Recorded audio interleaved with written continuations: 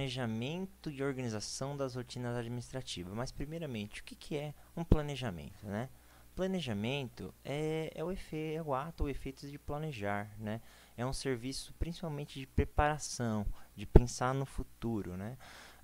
De um trabalho, de uma tarefa, com o estabelecimento de métodos convenientes, ou seja, a gente vai se preparar para o que irá realizar no futuro, para conseguir atingir lucro, para fazer nossa empresa prosperar, para fazer nossos serviços prosperarem e a gente conseguir lucrar com isso, né? O mundo atual ele é composto por atividades voltadas para a produção de bens e serviços, certo? Então eu posso produzir é, celulares, posso produzir mouses, controle remoto, televisões, como eu posso produzir serviços, né? Eu posso ser aquele cara que estou comprando um show de rock para escutar, quando eu vou no cabeleireiro para cortar meu cabelo, né? Isso são serviços.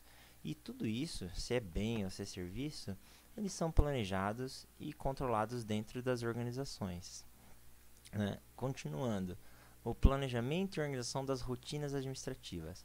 Rotina está no nome, né? É algo que se repete, que se mantém o padrão, que tem continuidade. Então, bom, juntando os dois, planejar algo que haverá continuidade. Como que seria isso? O foco principal, então, dessa matéria é fazer com que os processos que a gente definir, que são necessários dentro de uma rotina diária, corporativa e administrativa, funcionem de maneira eficaz. Então, a gente vai se planejar para que a gente tenha um êxito no futuro, certo? Mas antes de começar a entrar em assuntos mais específicos, vamos começar pelos conceitos básicos da administração, tá? Eu não sei se vocês já viram, este daqui é o logo da administração. E ele tem um significado, tá? Eu trouxe para vocês só como forma de curiosidade.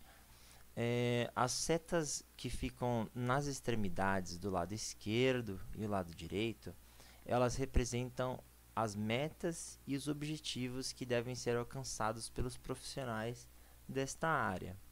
Já essas setas do lado de dentro, elas representam o planejamento, a organização, a coordenação e a centralização dos objetivos em comum. Ou seja, devemos pensar e planejar e se organizar internamente para que a gente consiga atingir os objetivos fora dela, certo? Então, é um design simples que vocês vão acabar vendo muito aí durante a vida de vocês. Esse é o logotipo da administração, mas existem vários, tá? Esse é que eu trouxe para vocês inicialmente. Hoje eu vou trazer mais um também para mostrar. Bom, continuando, existem dois tipos de organizações. Existem as que não são lucrativas, que são os exércitos, os serviços públicos, que são o SUS, né, os hospitais que a gente vai, que são gratuitos, as ONGs, né, as organizações não governamentais, entre outras.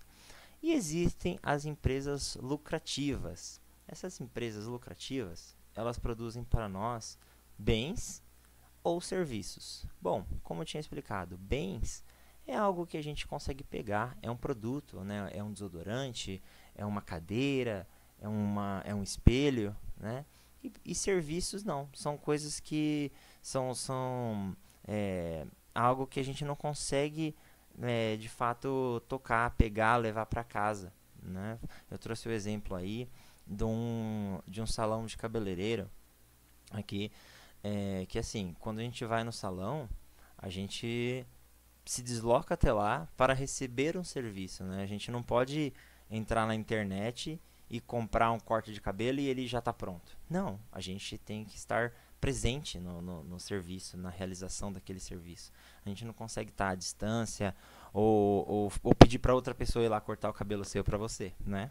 Você deve estar presente para realizar para ter esse benefício e serviço. Um dos serviços também é a aula que a gente está tendo agora, né? A gente não consegue ter ela por outra pessoa, tá? A gente vai ter que escutar ela, a gente vai ter que absorver ela, certo? E eu trouxe duas palavras aí que eu não sei se vocês já escutaram, que se chama tangível e intangível. Bom, é basicamente o que eu estava explicando. Tangível significa que é algo que podemos tocar. Ok, então se eu compro um bem e serviços que é um celular, ele é tangível, eu posso segurar ele, eu posso tocar ele, eu posso manusear ele. Se eu compro um perfume, eu posso segurar ele, eu posso tocar nele. Intangível é algo que não podemos tocar, né?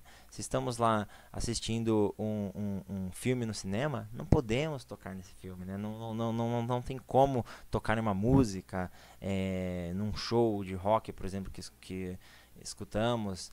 É intangível, isso se chama intangível, tá? Essa nomenclatura que eu queria passar para vocês aí já irem absorvendo.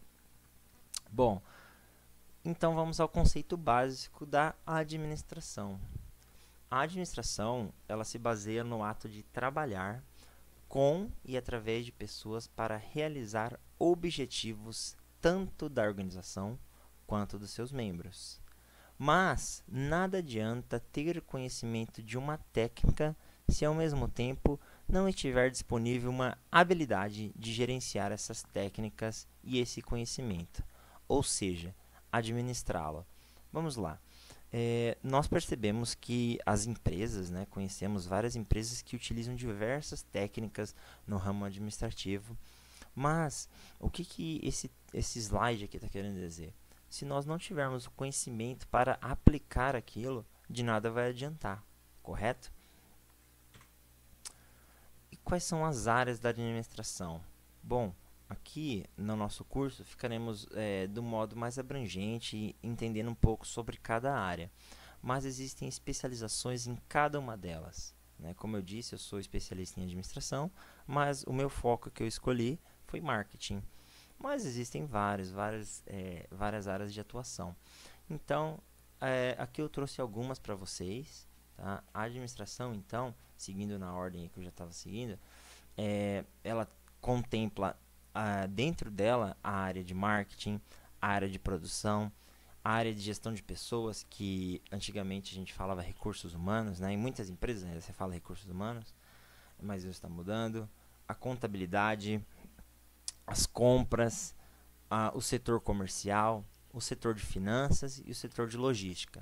Vamos entender um pouquinho cada um passo a passo como que funciona.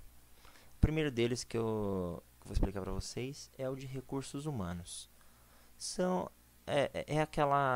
Aquela área da empresa determinada a cuidar das pessoas, entender e fazer os processos gerenciais em cima dessas pessoas. Então, como que ela faz isso? Ela usa um conjunto de técnicas e instrumentos que permitem atrair, manter e desenvolver esses talentos humanos, tá? Olha só a parte interessante aqui. Hoje em dia, as pessoas não falam mais recursos humanos, é falado mais como talentos humanos. Porque recursos entendemos que é algo como se fosse descartável, sabe? Eu tenho tal recurso para tal tarefa. Não. Nós, pessoas, não somos recursos, né?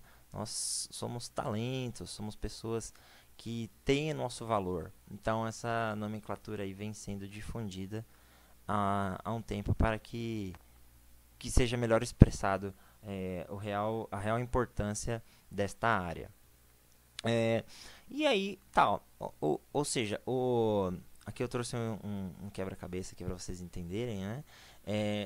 Aqui é como se fosse uma organização, né? O departamento de recursos humanos, ele vai entender, vai escutar o que o chefe, o que os administradores, o que os donos querem da empresa para como objetivo, e aí sim eles vão atrás da peça que está faltando, tá vendo? Ele vai atrás desse X aqui para entender quem é e colocar essa peça que está faltando desse quebra-cabeça, certo? O departamento de recursos humanos, ele fica encarregado por algumas atividades. Dentre elas realizar o pagamento, né? Administrar os salários, livre ponto, a entrada e a saída do funcionário na empresa. Ela também é muito responsável pela parte de recrutamento da pessoa. E não é simplesmente contratar a pessoa qualquer, não. É contratar a pessoa certa para a vaga certa para atingir o objetivo empresarial. Ela também é responsável pela parte da contratação, do registro na carteira. Também da integração do novo empregado, ou seja, quando a pessoa entra na empresa, ela que vai dar os passos iniciais para o empregado e ela também vai treinar ele e desenvolver. Existem empresas que você entra, que você fica um mês treinando, entende? Para que quando você entrar de fato na operação, você tenha capacitação para desenvolver as atividades. Não adianta eu simplesmente contratar um cara que seja um vendedor, se ele não sabe o que ele vai falar, se ele não sabe por quanto que ele está vendendo o produto dele, etc. Bom, agora a gente vai passar pela. Eu vou passar para vocês aqui nessa primeira aula só os departamentos em si, tá? Então, eu falei sobre os recursos humanos, agora vou falar sobre as finanças e um por um. Essa será a primeira aula. O setor de finanças, a gente já remete a dinheiro, né? A gente já entende como funciona, né? Ele é diferente do setor de contabilidades. Então, vamos entender essa diferença. Esse setor ele fica responsável pela administração dos fundos, ou seja, do dinheiro da empresa. Com isso, é aplicada uma série de princípios econômicos e financeiros, objetivando a maximização da riqueza, ou seja, pensar no futuro, entender como conseguir fazer para aumentar esse valor que temos na empresa. Ou seja, investimentos que possuem a melhor compensação entre riscos e retorno da empresa. Toda empresa vai ter riscos, vai passar por momentos que ela vai ter que decidir se vai adotar uma estratégia ou outra no mercado, né? Ela pode ter com isso mais riscos ou menos riscos. Nós entendemos que empresas elas fazem isso, né? McDonald's, Burger King, Coca-Cola, todas elas passam por isso. Então a finança ela vai ter que entender isso e compensar os riscos e o retorno da empresa, tá? A diferença da contabilidade e finanças que eu tinha comentado inicialmente para vocês é que ela é relacionada ao futuro, tá? É pensar como agir no futuro. Enquanto a contabilidade, que eu vou explicar para vocês daqui a pouco, ela está mais relacionada com os resultados que já tivemos dos meses anteriores. Exemplos do que o setor de finanças faz. O setor de finanças ele é responsável por receber e arquivar as notas fiscais, ou seja, aquela comprovação de compra do seu produto ou do seu serviço. Ela também administra boletos de cobrança, ela emite comprovantes de pagamento para ter um controle, para passar uma segurança para o cliente, para dar respostas ao governo, ao município que ela está servindo e trabalhando. Ela também é responsável pela movimentação bancária, também pelo registro de contas a pagar e a receber. E também é responsável pela quitação de pagamentos de clientes e de fornecedores. Ou seja, clientes são as pessoas que a gente vende e fornecedores são as pessoas que a gente compra para produzir o nosso material e revender ao cliente. E aí passamos, já que falamos dela, da contabilidade. A contabilidade, ela se preocupa com os custos e a contabilidade financeira, com os pagamentos de impostos e com o sistema de informação gerencial. Ok, vamos lá. O que mais que ela faz? Ela também é responsável por também emitir notas fiscais, também pelo faturamento fiscal da empresa, pelo registro dos fatos representados por valor monetário, pelo balanço patrimonial, teremos uma matéria só sobre balanço patrimonial, e também é responsável pelo DRE, que são a demonstração dos registros realizados de uma situação patrimonial da empresa. E aí passamos para o marketing. O marketing eu gosto muito particularmente. Olha só, esse também é o símbolo do marketing. O marketing ele tem como objetivo atingir o alvo dele, tá vendo? Ele vai entender o cliente e vai conseguir ofertar exatamente o que ele precisa.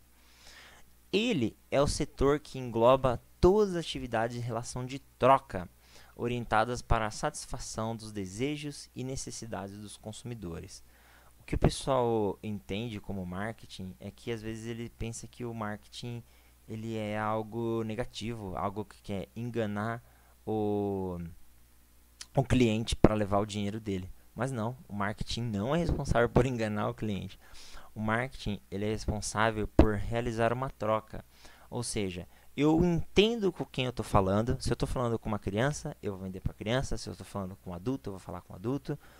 Da língua que ele entenda e que seja justo tanto para quem está comprando e investindo, pagando com seu dinheiro, quanto para quem está vendendo. Então, esta é uma relação de troca, onde ambos os lados sairão beneficiados e felizes. Tá? E ele também é responsável por estudar essas motivações de consumo, entender como a pessoa compra, o porquê ela compra. A empresa procura produzir bens e serviços que atendam sempre ao público-alvo. Vamos lá. O marketing, ele conta sempre com 4 instrumentos principais. São a produção de bens e serviços que atendam os desejos do público, a escolha do preço para esses produtos, a distribuição eficiente e ágil desse produto e a comunicação com o público. E nós teremos uma aula mais aprofundada sobre isso, mas basicamente o marketing trabalha com 4 P's: produto, preço, praça e promoção. Que são esses que eu falei para você, ó. Produção de bens e serviços, escolha do preço, distribuição e comunicação. Então tá, produto, preço, praça, promoção. Logo mais voltaremos a falar sobre isto. E vamos lá, vamos entender mais um pouquinho sobre o que é marketing. Segundo Kotler, para quem nunca ouviu falar, ele é o pai do marketing. Ele que trouxe todas as explicações que nós temos hoje relacionadas ao mercado. Tá? É Philip Kotler o nome dele. Logo falaremos mais sobre ele também. O marketing, como eu estava dizendo para vocês, ele é um processo tanto administrativo quanto social, pelo qual as pessoas obtêm o que desejam, né? o que precisam através da geração de desejo, oferta e troca de produtos de valor.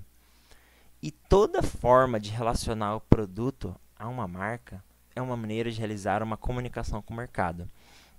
A partir do momento que esse lápis se torna uma Faber-Castell, é uma forma de estar aplicando marketing. Ou seja, isso aqui não é um lápis comum, isso aqui é um lápis Faber-Castell, sabe? Isso traz para mim um desejo de compra, sabe? Eu entendo através do marketing que aquele lápis ele tem uma marca, ele tem um valor.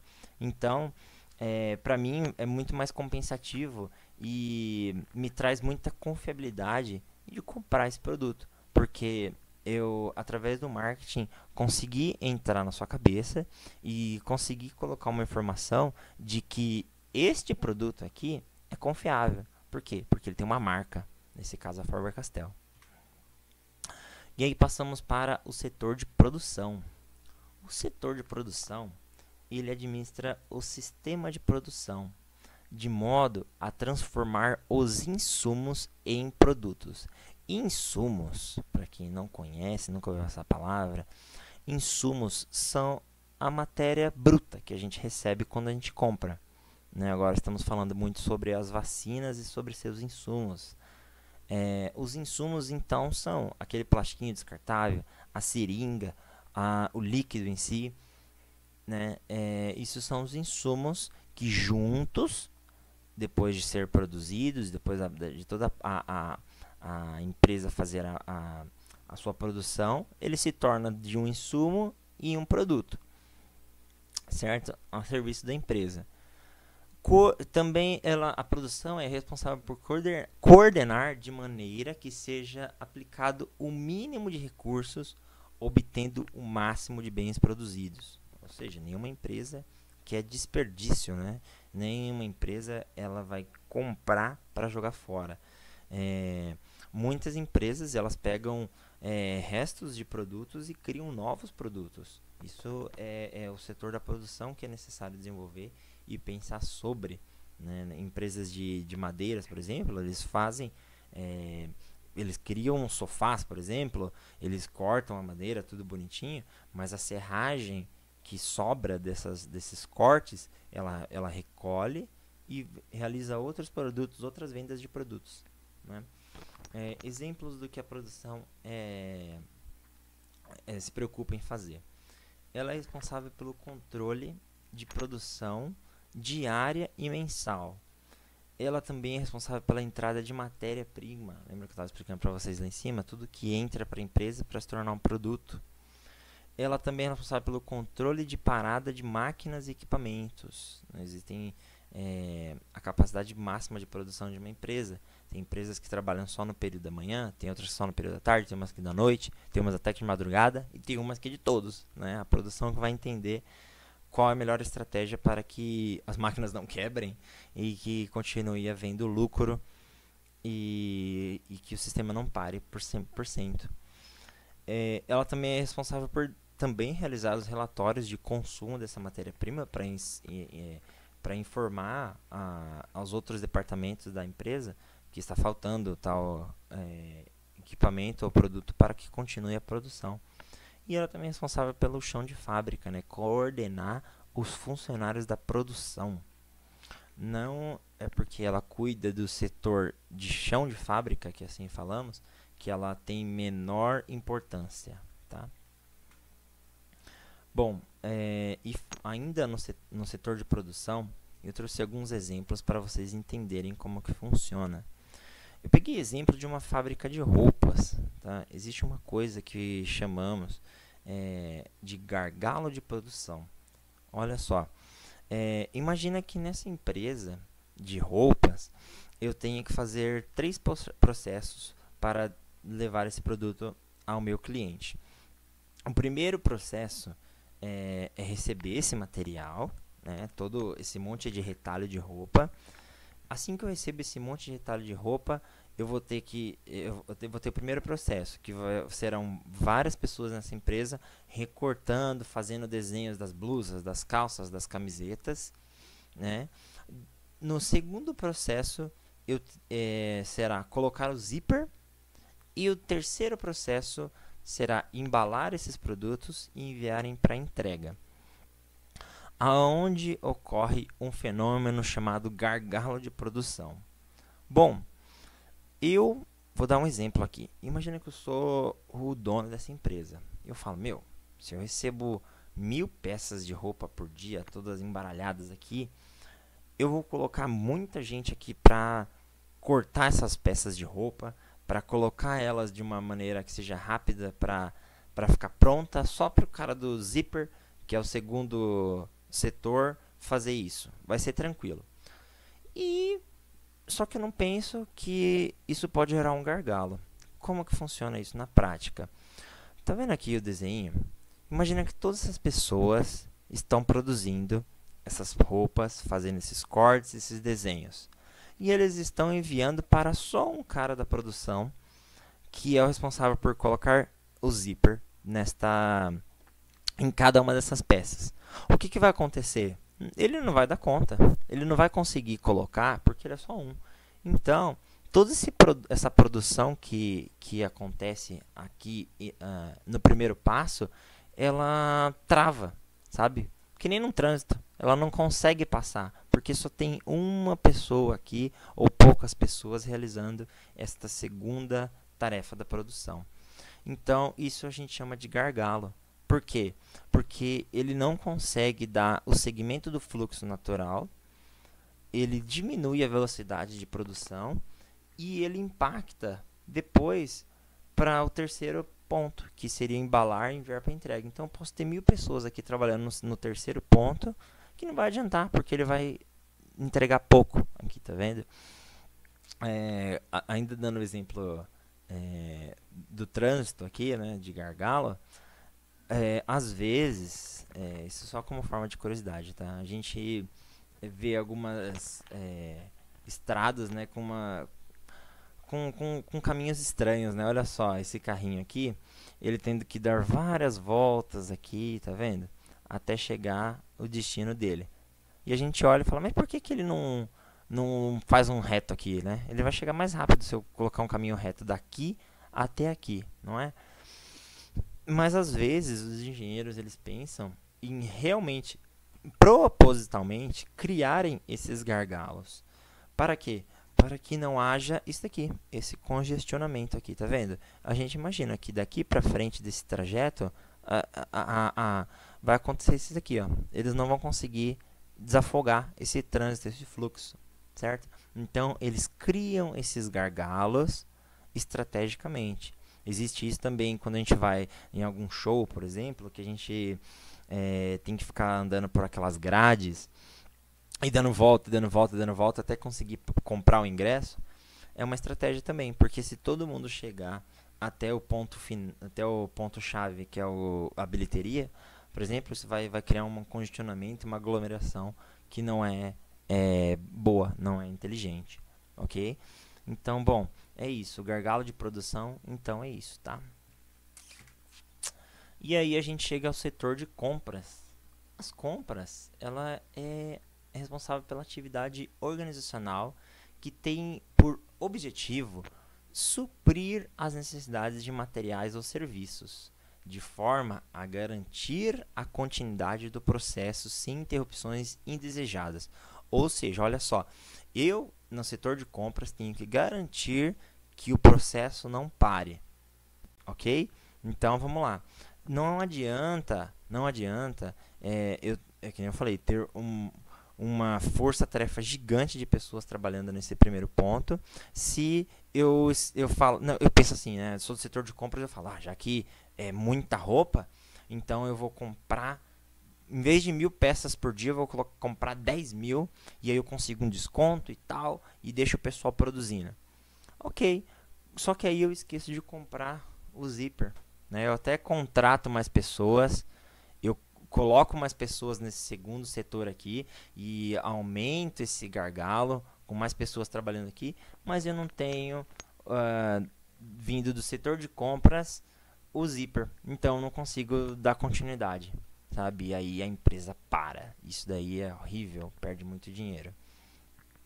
Então ela tem que garantir o processo, a continuidade desse processo.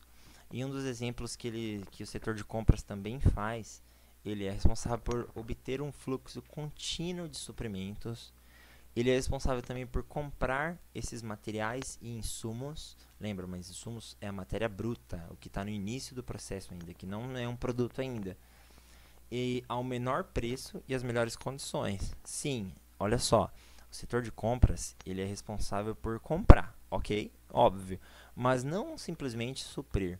Ele é responsável por conseguir o menor preço e as melhores condições. Ok, é comprar esse insumo de uma forma que seja de menor preço e de melhores condições, que seria talvez pagar em mais vezes, seria conseguir um desconto progressivo, conseguir uma fidelidade com o fornecedor, que é o cara que entrega esse produto pra gente. Ele também é responsável por maximizar os ganhos da empresa. Ou seja, eu sou do setor de compras, então eu estou ali trabalhando toda hora com compras, ali, entendendo como que funciona. Então eu tenho que maximizar os ganhos da empresa cada vez mais. E perceber as prioridades no processo produtivo. Ok? Então é isso, ele tem que entender onde ele está investindo aquele tempo de trabalho dele. E procurar sempre uma negociação justa e honesta. E, se possível, ajudar a empresa o máximo que ele pode. Ainda no setor comercial, agora vamos lá. Esse era o setor de compras. Agora vamos ao setor comercial.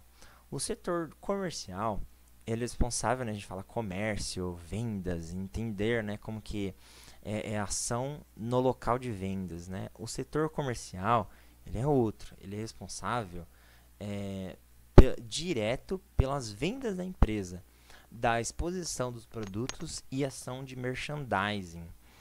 Ele também planeja as estratégias de venda e monta o telemarketing ativo, ou seja, o cara do setor comercial é o cara que vende de verdade, né? É o cara que está ali na ponta ali tentando fazer a pessoa comprar seu produto ou serviço. Telemarketing, vamos sempre lembrar, não é marketing, tá? Marketing é diferente de telemarketing. Telemarketing é aquele pessoal que liga para você ali, normalmente a gente acaba desligando, não dá muita atenção. né? Enquanto o marketing é o cara que planeja a venda. Esse daqui, olha só que interessante. Eu trouxe uma campanha de merchandising daquele energético TNT, tá vendo? Ele de uma maneira criativa, ele expõe o produto dele, tá vendo? Então é uma propaganda sim, não explícita, de maneira criativa no ponto de venda. Desse modo, ele consegue alcançar os objetivos da empresa e atingir até as metas e os desempenhos. O setor comercial também ele é responsável por fazer a prospecção de novos clientes. Prospectar um cliente é conseguir um novo cliente. Então, ele vai.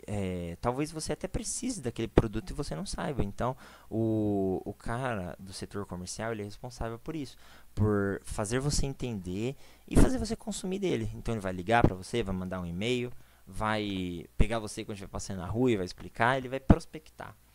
Ele é responsável, então, pelo atendimento também, né? Ele vai estar ali conversando com todo mundo e entendendo o que o cliente está passando para ele, de se ele está comprando, se ele não está comprando porque está muito caro. O setor comercial ele tem que fazer essa análise e entender também, não só do cliente, como também da concorrência, do rival dele, para manter sua equipe bem informada de tudo o que está acontecendo. Então, na minha empresa, eu só distribuo ali, coloco as latinhas de TNT. Mas na empresa do lado, os caras fazem uma ação dessa. Então, querendo ou não, isso vai influenciar nas compras também. E aí, ele também, através disso, se ele estiver bem informado, ele vai conseguir sim fazer uma análise do mercado e do seu público-alvo. Ou seja, quem ele quer vender, né? Porque o público-alvo não é vender para todo mundo, é vender para quem é importante de fato. Então, se eu vendo TNT, se eu vendo energético, eu vou vender provavelmente para o jovem, né, para o esportista. Eu não estou interessado em vender para uma criança esse produto. Eu não estou interessado em vender para um idoso esse produto. Eu vou vender para quem é meu público-alvo, certo? E aí sim, trabalhar junto ao departamento de marketing, dando suporte, né, os feedbacks do que está acontecendo, do que é preciso para que essas vendas melhorem ainda. Algumas vezes o setor comercial entra até em briga com o setor de marketing porque cada um tem uma estratégia de venda, tá? Olha só uma outra ação de merchandising que eu trouxe para vocês, bem interessante também, né? Tá vendo? Nessa empresa aqui de roupas, eles fizeram uma ação no Facebook. Eles disponibilizaram algumas fotos e o pessoal de blusas e roupas, e o pessoal ia dando like nessas fotos. E aí, eles pegavam esses likes e jogavam na arara. Olha só, então essa blusa aqui, essa primeira blusa, ela ganhou 1.059 curtidas. Essa daqui de trás já ganhou metade, 479, tá vendo? E aí, as pessoas que estavam comprando aquilo, elas se sentiam seguras, sabe? Era uma ação que elas entendiam que aquela roupa, aquela insegurança que eu tenho de comprar ou não, está sendo apoiada por mais 1.000 pessoas. Ou essa daqui realmente o pessoal não acho que não vai gostar dessa. Então é uma ação de merchandising muito inteligente para que as pessoas se sintam mais seguras e acabem comprando mais. Então ela cria na cabeça do cliente uma representação mental positiva.